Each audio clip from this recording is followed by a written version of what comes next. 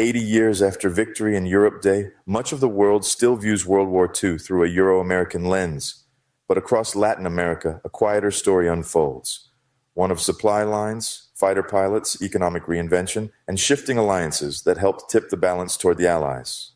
Hey everyone, welcome back to Latin Lore, a channel exclusively dedicated to Latin American history, true crime, mysteries, and legends. Today we're diving into a story that rarely gets told, a story about how Latin America quietly helped win World War II. When the guns fell silent in Europe on May 8, 1945, the map of the world had already shifted. Though far from the front lines, Latin America played a critical and often overlooked role in World War II, navigating political pressure, resource demands, and internal upheaval. From the beginning, the region wasn't unified in its response. Some countries hesitated, others moved swiftly. Mexico and Brazil joined the fight, sending troops and pilots to overseas battlefields. Others, like Argentina and Chile, tried to maintain neutrality, hoping to extract diplomatic or economic advantages before the war's end. Argentina, for instance, didn't declare war on the Axis until March 1945, a move widely seen as strategic rather than ideological. Chile, in its early days, became a haven for both Nazi espionage networks and European refugees, a stark contrast that highlighted the continent's complex role in the global conflict. In Uruguay, the war reached home in dramatic fashion when the German battleship Graf Spee was scuttled near Montevideo in 1939, underscoring how the war's reach extended into South American waters. Meanwhile, across Central America, economies suffered as shipping routes broke down and key export markets collapsed. During the darkest hours of the Holocaust, El Salvador shone with outsized moral courage. From his post as consul general in Geneva, Colonel José Castellanos Contreras quietly issued roughly 40,000 Salvadoran citizenship papers to desperate Jewish families, transforming flimsy sheets of paper into life-saving shields of political asylum. Though largely unsung at the time, this bold humanitarian act stands as one of El Salvador's proudest and most heroic contributions to the Allied cause in World War II.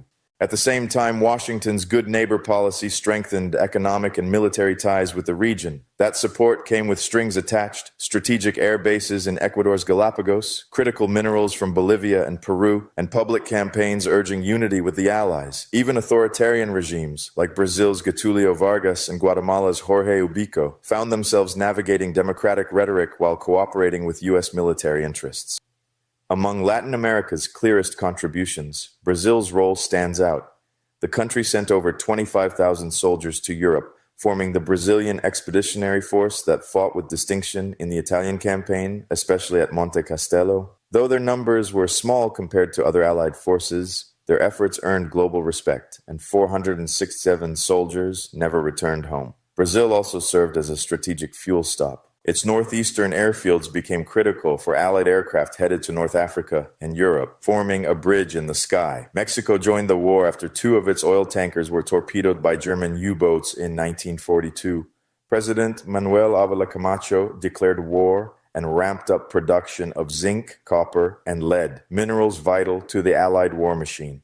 Mexico's most visible military contribution came through the 201st Fighter Squadron, known as the Aztec Eagles, who flew combat missions in the Philippines. Meanwhile, the country signed the Bracero program with the U.S., sending thousands of laborers north to work in fields and factories, permanently reshaping migration and labor patterns between the two countries. Across the continent, the contributions varied but were critical. Uruguay shipped beef and wool to Allied forces. Paraguay broke ties with the Axis under Allied pressure. Despite its distance from the front lines, Colombia's nearness to the Panama Canal and dual access to the Atlantic and Pacific made it a key strategic ally in World War II.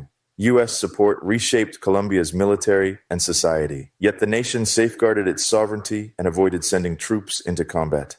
After Pearl Harbor, Colombia aligned firmly with Washington. The government seized Japanese, German, and Italian assets, opened internment camps, and passed strict anti-espionage measures. Working with U.S. officials, Bogota compiled a blacklist to keep American funds out of Axis hands. In 1943, it even forbade public use of the German language. Cuba famously sank the U-176, a German submarine. off its coast. Panama, with its U.S.-controlled canal, became an essential link for Allied naval and supply movements. Nations like El Salvador, Honduras, and the Dominican Republic seized Axis-owned businesses and declared war early. Venezuela's oil and Bolivia's tin became lifelines for Allied industries. And in the shadows, culture and media also played their part. Newspapers like El Mundo Libre in El Salvador championed democracy, while La Voz de Chihuahua in Mexico rallied solidarity. The Office of Inter-American Affairs used radio broadcasts and propaganda films to build emotional ties between Latin American citizens and the Allied cause. Although this video focuses on Latin America's wartime role, it is worth noting that in the war's aftermath, an estimated 9,000 Nazis and other fascist collaborators, including Croats, Ukrainians, Russians, and various European allies of the Reich, slipped into South America via clandestine ratline networks. About 5,000 found refuge in Argentina. The routes were abetted by sympathetic Vatican officials, most notably an Austrian bishop and 4 Croatian clerics tied to the Ustaše, and by Juan Perón's government, which courted the fugitives amid Argentina's sizable German diaspora. Shaping nations, building futures. Though few battles were fought on Latin American soil, the war's legacy is written into the region's modern history. Economically, wartime demands supercharged industries across the region. In Mexico, this helped fuel the so-called Mexican miracle, a post-war boom that lasted decades. Chilean copper, Venezuelan oil, and Bolivian tin became central to global supply chains and to each nation's political power. Militaries modernized, often with U.S. assistance, leaving lasting alliances and, in some cases, fueling authoritarian consolidation. But the ideals of democracy also gained traction, helping to unseat dictators like Maximiliano Hernández Martínez in El Salvador and Jorge Ubico in Guatemala. Migration surged too. Thousands of European refugees found new homes in Argentina, Mexico, and elsewhere. The Bracero program marked the beginning of labor flows that would define U.S.-Latin American relations for decades to come. The war created a new Latin American identity, not just tied to the U.S., but as part of a larger global movement, says historian Gabriel Hernandez of the National Autonomous University of Mexico. It changed how the region saw itself and how others saw it. Remembering a shared history 80 years later, today, as Victory in Europe Day passes its 80th anniversary, the focus is often on Normandy beaches and Berlin's ruins. But history's lens is expanding, and Latin America's role in WWII deserves its place in that reflection. Its soldiers marched far from home.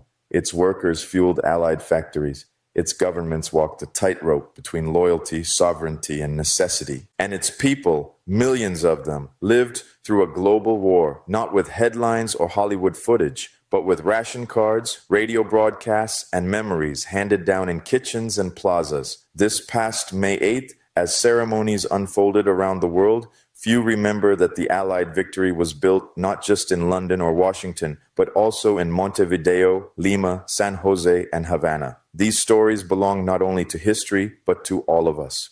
If you're fascinated by the shadows of Latin American history, where true crime, mysteries, and legends intertwine, hit that subscribe button and join our investigations. I'll see you in the next chapter.